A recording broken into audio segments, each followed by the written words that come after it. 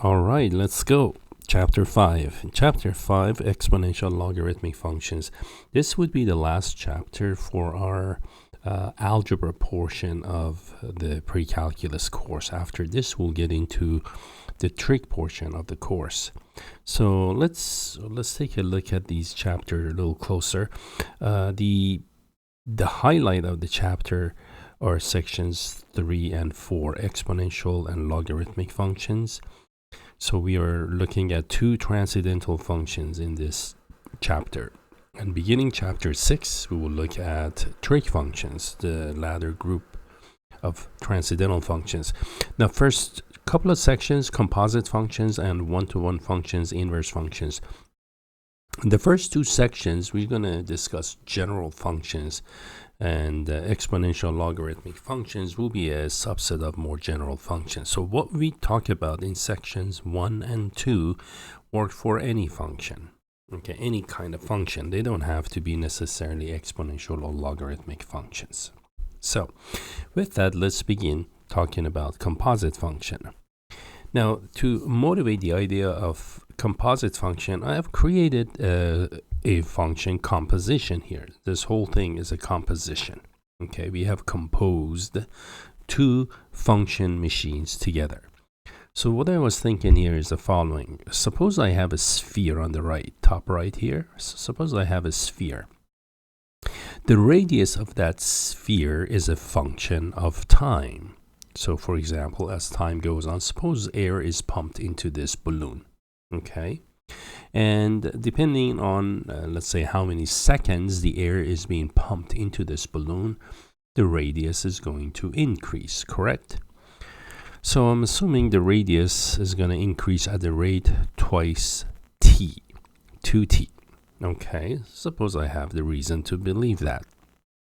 And we can, of course, gather data and do our work and kind of verify whether it does or not. But that's another point. So my first function, therefore, is that function. I called it the radius function. So what does this function do? For example, in this function, let's say I want to know after t equal 2 seconds, how much is the radius of this balloon? So that's pretty simple, right? You simply put r at 2, and then once you put r at 2, that would be 2 times t, right? That would be 2 times 2, and therefore that will give you 4. And then let's say the radius is measured in inches.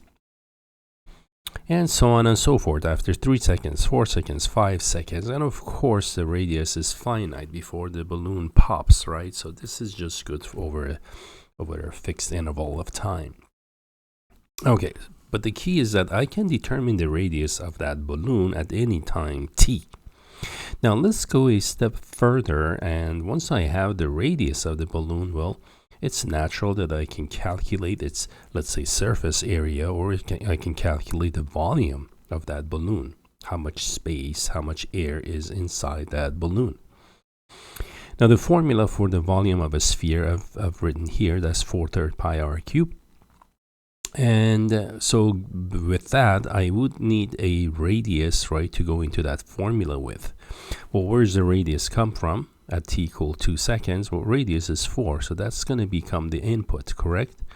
At this point, a 4 goes into our function machine, and it's passed on to r, right, in the machine. So let's calculate the volume. Therefore, the volume at this time, notice the volume is not evaluated at 2, but rather at 4, which is the output from the radius function, right? A radius machine.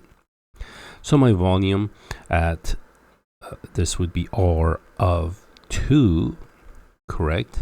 When time was 2, that's v evaluated at 4. The input is 4, and this turns out to be 4/3 times pi 4 cubed. All right, and then I can simplify this one, right? If I simplify this, I'm going to get, let's see, 64 4/3 pi r cubed. And okay, if I did my computation right, I'm going to get the volume to be 288 pi, let's say, cubic inches. All right, so that's how the composition works. Now, notice in here, I actually have to connect two machines together in order to get the final output.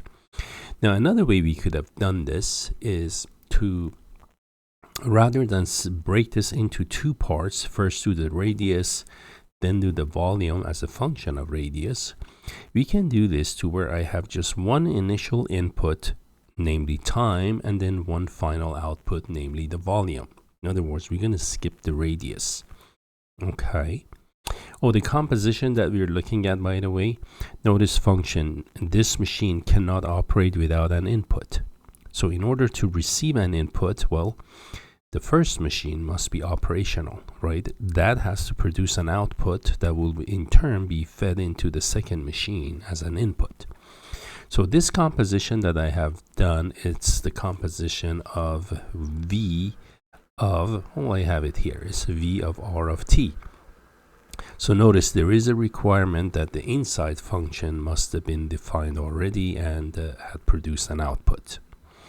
Now another notation for this V of R of T, we can write it as V circle R, like that. V, that's like O, little o, but V of R of T. That would be the composition notation for what I have. Now, let's do what we would like to do ultimately is this. I would like to just pass on a 2. I see a beginning input, and I just want to see what the final output is. Okay, we don't care what comes out of the radius machine, let's say, directly. All right, so how are we going to do this? Well, I can do a more general composition with general input T. So instead of, let's say, 2, I can actually put in 2T, the formula for the radius, right, in here, and pass 2T on to the volume function machine. So that's going to be 4/3 pi, but then the radius, remember, is 2T. So that's what it gets cubed. See the difference now? I'm not looking at T2, 3, 4, sort of any time T, as long as we are within, some domain of time. Now 2T cubed, well, 2 cubed is going to be 8, right? And T cubed is just that. All right, and then I can simplify this one, and once I simplify, what do I get? I get 32 pi over 3 and then T cubed. So notice this is now the general volume for any T, okay? In any T within a pre-specified domain that makes sense for the balloon before it pops, okay? Now let's see how this is going to work. Suppose I want to know what the volume is at T equal 2. We've already have the answer, but now we want to use this formula. So the volume as a function of T now, that's what this is. This is V of T. You see that? Volume as only one variable T. So when T is 2, I just plug in 2 here. I get 32 pi over 3 times 2 cubed. Okay. And this will give me, let's see. Yeah, let's see. 2 cubed is 8. 8 times, actually, hold on, just 200, hold on, I need to fix this one out. Okay, hold on. Okay, sorry about this. I know most of you probably caught this. This is going to be 256 pi over 3. Okay, so that's what that is, cubic inches. All right, now let's try this expression here. 2 cubed 8, 8 times 32 is 256 pi over 3. And there we have it. So either way it would work, right? We can notice the advantage of the very last function now. The advantage is that I can just directly plug in a T and get the volume. I don't need to know what the radius is at any given time here. All right, so now once we have this in my other example, let's say I want to know what is the volume of that sphere when t is 3 seconds. So you just go 32 pi over 3 times 3 cubed. And 3 cubed is 27. Well, one of the 3's crosses out, so that's 9 times 32, correct? And that's 288 pi. So that's what I had earlier up here. I had done it with at t equals 3. So that's the volume 3 seconds later, cubic inches. All right, so just want to kind of motivate the idea of function composition. Now we're going to generalize this to any two functions. Okay. So with function composition in general, what we're going to have is we're going to have some function g. The input is x. The output from g is going to be g of x. Okay, and then this g of x in turn goes in through another machine that will process it. Okay, and call that f now. The outcome from f is f of whatever goes in. The input is g of x. Okay, and that is the composition. Now, the order of composition is important. So the way we write this composition that I have is f circled g of x. That's just the composition notation. What does that mean? That means what I showed earlier. That's what that means. So we refer often to f here as the outside and g as the inside function. So in order to process the outside function, the inside function must have been defined and the output from it must have been produced. Because you see right in here, without g of x, there will be no f of g of x, right? There will be no output from f. Now, function composition, by the way, is not commutative in general. So let me write that. Function composition in general is not commutative. They don't commute. Commutative. And what we mean by that is the following. In general, f of g of x does not equal to g of f of x. Now, we could find class of functions, and indeed we will later on, where the composition, you change the order of composition, and we get the same results, the same final outcome. But in general, we're talking in general, that's not true. Okay. Now, let's see, domain. Okay, so what is the domain of the composition? Well, remember, g must process its input, right? So x must be in the domain of g. And then f processes the outputs that come from g.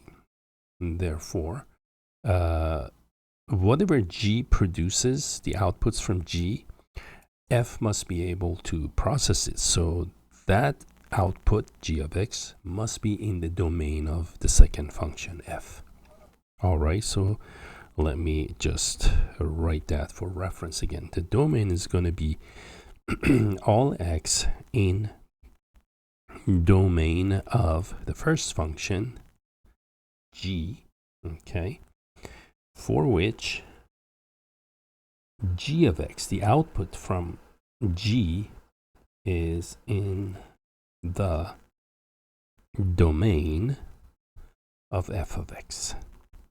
Okay, so we got to look at, in other words, the intersection of domains of both of these functions anytime we want to do this. We want to find the domain of composition. All right, now graphically, we can actually kind of do a schematic of this. So let's say this is the input through G. The input is processed, and the result is going to be a G of X. And then G of X, in turn, is passed on and processed through F. Correct? And now we have F of G of X. Right? That's indeed how the mapping works.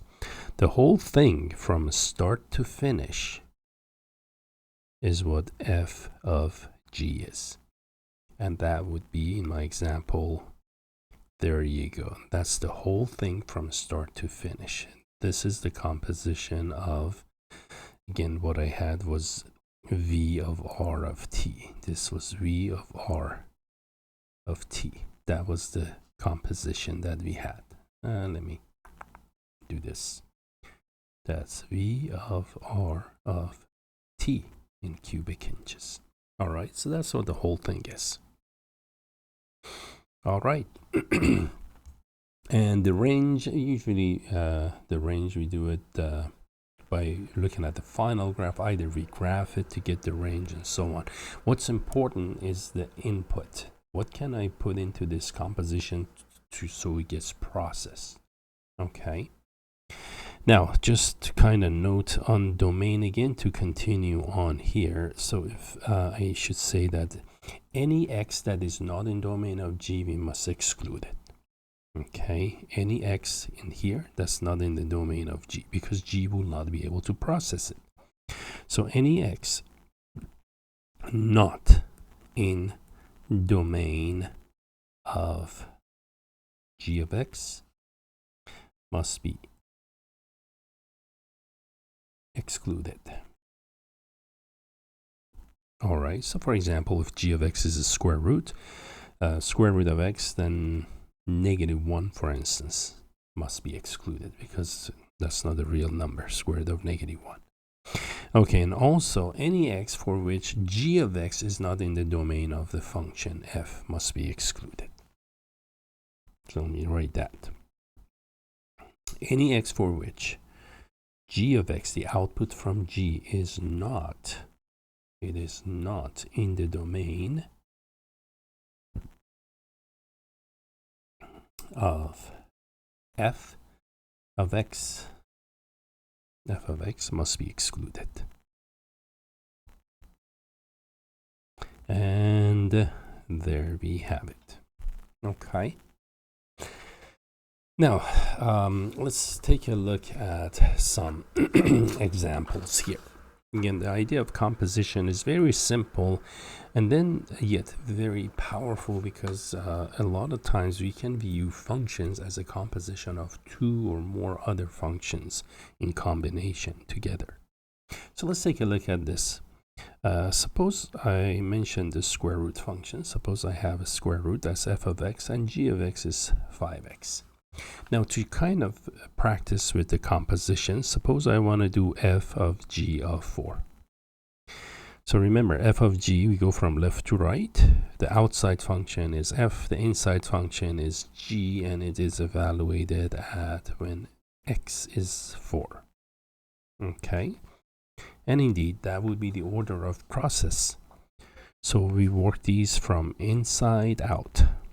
Inside out. That's how we work the compositions. So inside, G evaluates the 4. Well, what does G do to its inputs? G will multiply them by 5, correct? So a 4 gets multiplied by 5. And the output from G is 20 now, right?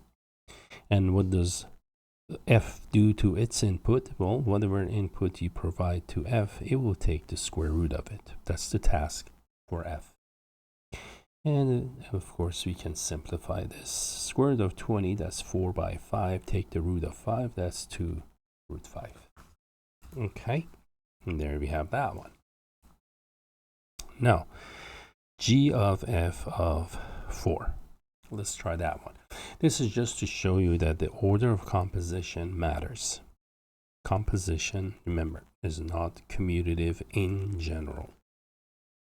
So I'm going to process same number 4, except in a different composition now. So 4 is passed on to f first. Well, what will f do to its inputs? It will take its square root, right? So it's going to do the same thing with 4. Take square root of 4. It's going to output a 2, right? And then 2 is passed on to g. What will g do to that 2? It will multiply by 5, and the output is 10. And you can check these out. See, these are different. They're not the same. And hence the function composition not being commutative. Now, let's just kind of play a little bit here. Suppose I want to do f of 1. So the outside is f, inside is also f. So we're going to process 1, in other words, twice through the same machine. So first time around, you drop in a 1 through the function f. Well, that 1 is going to be, its square root is going to be taken. The output is going to be 1 again. You dump that again into f. F will take square root of it again and outputs the same results. So that's twice processing 1. You still get 1. What about g of, let's say 0. G of 0. That means we process 0 twice through, this time, G machine. Okay, so the first time around, I'm using a different color just to aid visualization here. So, what does G do to its input? Well, it will multiply it by 5, correct? So it's going to do a 5 by 0, which is 0, and then you pass on 0 again to the same machine, run it through twice. You end up getting 0. And there you have it. Okay. Let's take a look at now another example. So hopefully this is clarified on how to use function compositions. This time I'm going to go with a parabola. Okay, and then my g of x, I'm going to go square root of x minus 7. Okay, now for this example, we're just going to keep things general, and then I'm going to have to also determine the domain of the compositions that we work, that will ensue. All right, so let's do that. Before we do, let's determine the domain of these functions. So domain of f, well, this is a quadratic function or a polynomial function. Remember, the domain of polynomial functions are all real numbers. In other words, f is not picky. Pass anything on to f. F says, sure, no problem. I'll square it and add 7. And then you'll have an output. Okay, so that's what that is. Now, let's see, what's the domain of g of x? Well, with square roots, right, the implied domain is what we call it. The radicand must be positive, so the function is real. Okay, therefore, x minus 7 has to be greater than or equal to 0. Add 7 to both sides, and x must be greater than or equal to 7.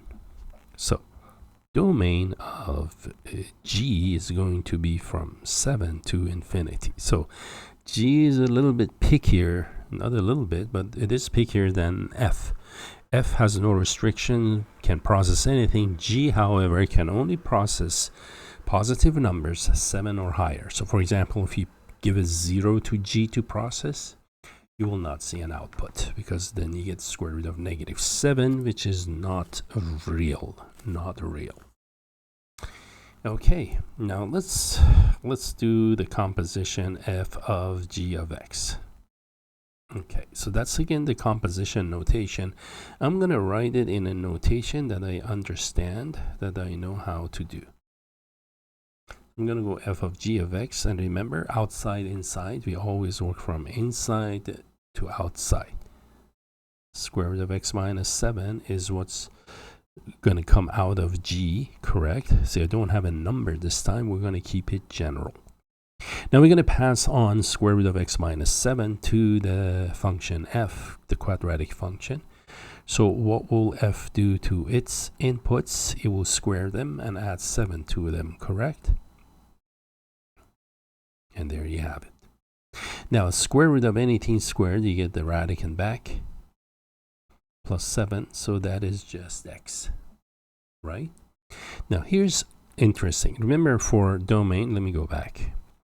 When we say the domain of composition is all x in domain of inside function, so that the output from inside function is in the domain of the outside function. All right, so for this one, notice the end composition, by the way, is x, right? X can be any number at that point, couldn't it? Positive, negative, 0. Just plug in X. However, to begin with, see right in here, the domain of G is 7 to infinity, correct? So only numbers from 7 to infinity are being passed on to G, correct? Therefore, we need to be mindful of the domain of G. So consequently, we're going to say the domain of this composition is only good from 7 to infinity. All right, and because, again, just because we have a composition, we have to be mindful of the domains and respectful of individual domains. If I just give you a function, linear function, h of x, say what's the domain, we're going to say anything, right? But we cannot do that here. Again, because we know we are working with a composition. That's how this x was created, is through that composition. So again, we got to be mindful of individual domains of f and g. Let's do g of f of x. Well, g of f of x means g of inside function is now f of x. We always work composition from left to right. And by the way, it is possible to chain more machines together than 2. So we could have a composition of 3, 4, 5 machines. In this course, we're going to limit ourselves to just 2, f and g. Okay. But in your calculus courses, you may have up to 4 compositions. Okay, let's do g of f of x. So that's going to be g of, and what was f of x? F of x is x squared plus 7. So this is what's being passed on to g. Now, notice coming out of f had no restriction. You can pass on any number to f. So far, domain is all real numbers. Now let's see what's going to happen to this. For this one, when we plug in x squared plus 7 into g, we're going to get x squared plus 7 minus 7, right? That's what's being processed by g. This is the square root of x squared, right? Now, square root of x squared is going to be absolute value of x. If x could be any real number, and indeed that's what's happening with this one. Remember, we're passing on all real numbers. And that's going to go negative infinity to infinity. Okay. And the reason for absolute value here is because the square root symbol means positive root. That's the positive square root, or they call it the principal root. Well, the positive root, absolute value, guarantees that the output will be positive. So for example, if x is negative 4, the output is going to be absolute value of negative 4, which is 4. Okay. Let's do, again, our funny composition of f composed with itself. That would be f of x, and this time plugging in x squared plus 7 into the machine. So how is f going to process it? Let me use color here again for clarity. So I'm doing x squared plus 7. This is what's being passed on again to f. So the input, which is x squared plus 7, that green input, f will square it and it will add 7 to it. All right. And of course, we can square the binomial. First one squared plus twice first by second plus second one squared plus 7. And the whole thing is going to be x to the 4th plus 14x squared plus 56. Okay, and again, this has no issue, right? The final function is a polynomial function. And nowhere in here we're going to get into a situation where there will be no output from f. The domain of this composition is negative infinity to infinity. let's do g of g. And now g of g, because it's a square root function, it'll be interesting how the domain of that one turns out. So I'm going to go g of, remember, square root of g will do square root of x minus 7. Okay, so this is what's being passed on to g again for the second time. So what is g going to do to that input? Well, the instructions to g is to take the square root of anything that's passed on to you and then subtract 7 from it, right? And what's being passed on to g is square root of x minus 7. Interesting. So we have square root of x minus 7 minus 7. Now, how do we determine the domain of this one? Well, again, the outside square root, that's the principal root. In order to get an output from this, the radicand, this must be positive or at least 0. Right? Well, instead of writing it, I'm just going to say that's got to be at least 0, correct? Well, let's set the radicand to greater than or equal 0. That's the only time the square root makes sense. So I'm going to add 7 to both sides. When you add, you do not change the direction of inequality. And then I'm going to square both sides. When we square both sides, we're going to lose the radical on the left, and 7 becomes 49. And squaring, you don't change the direction. The only time you change the direction of inequality is when you multiply, divide by a negative. But squaring, I know when I square something, the result's not going to be negative, right? So I don't worry about changing the direction. Add 7 to both sides, and aha, x greater than or equal to 56. Now, let me kind of illustrate this on the number line. The first one, right, the first input was square root of x minus 7. So there you go. This is what the first run through g.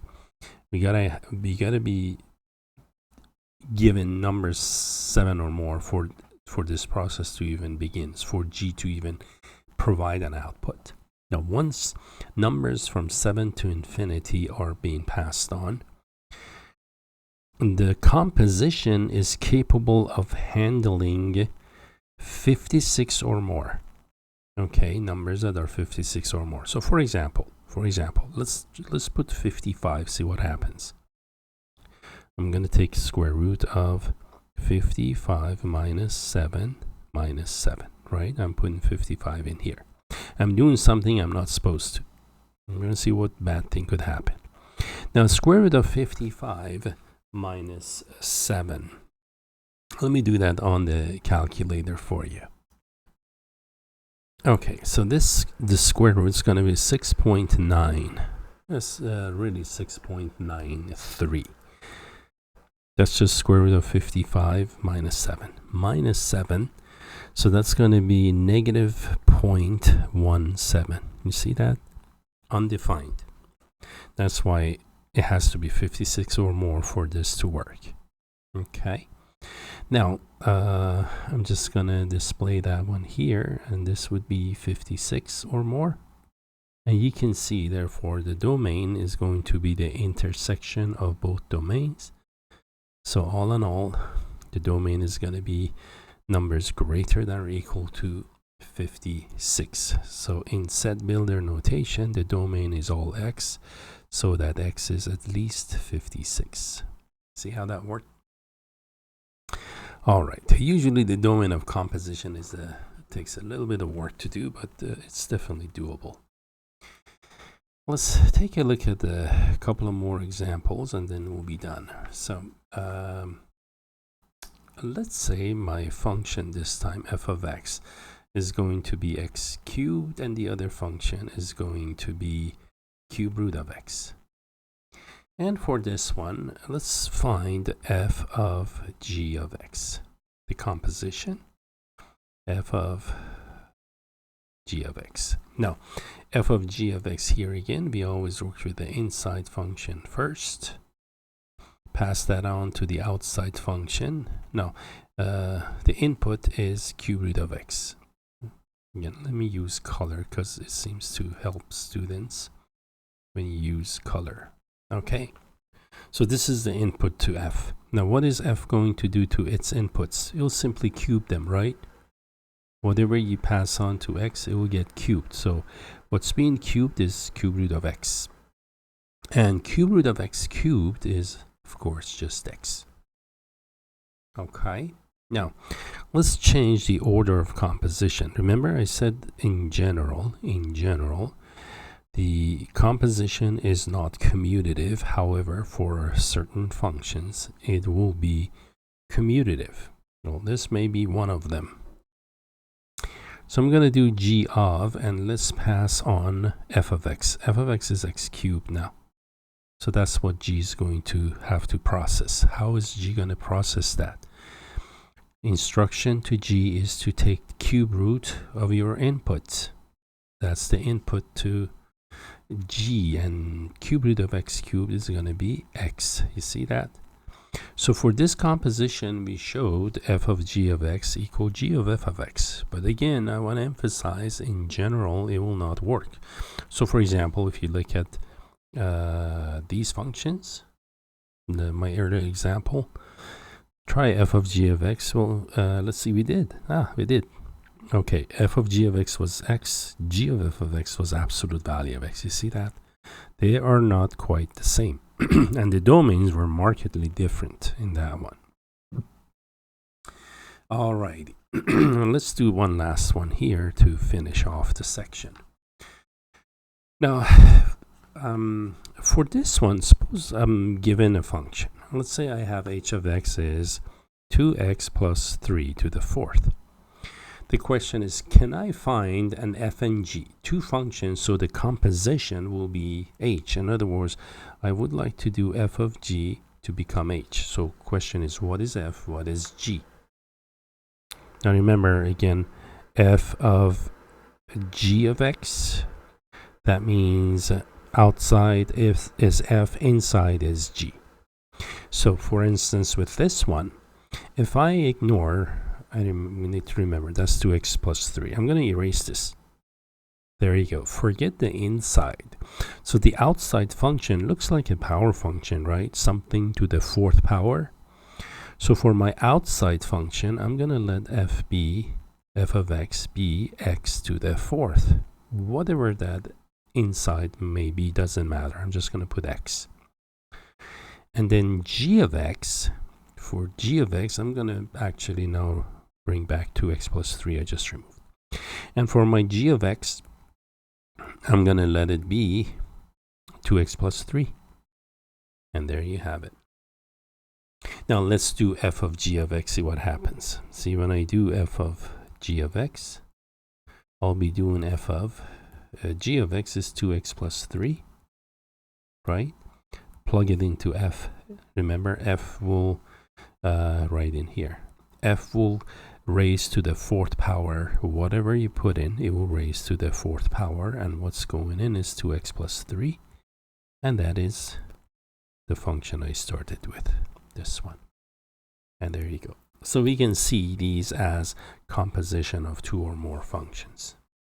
Okay.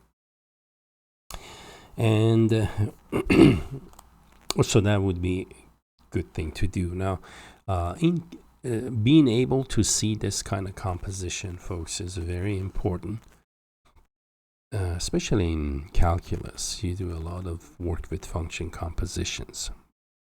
So keep in mind that's your outside and this is your inside function. And it helps to see the initial function as some kind of outside and inside function. Okay, let's try another one. One last one and we're done with the section. Suppose this time my function is absolute value of 2x plus 7. So once again, I can see the outside is ruled by the absolute value, right? Doesn't matter what's in here. In here, it could be sine x. So I still have absolute value of something. Okay. So that is the outside function. And what will the inside of that function look like? Inside is actually what is within there. absolute value. So I'm going to go g of x is 2x plus 7. And there's my inside function. Okay. So we did our outside inside the way we just did. Cool. And with that, we are done with this lecture. Hopefully you feel a little more at ease with function compositions. Again, what we just did, by the way, has nothing to do with exponential and logarithmic functions. Okay, this is in general used several different functions. In fact, this is in general true about any function composition. Okay, well, thank you for watching, and until our next video.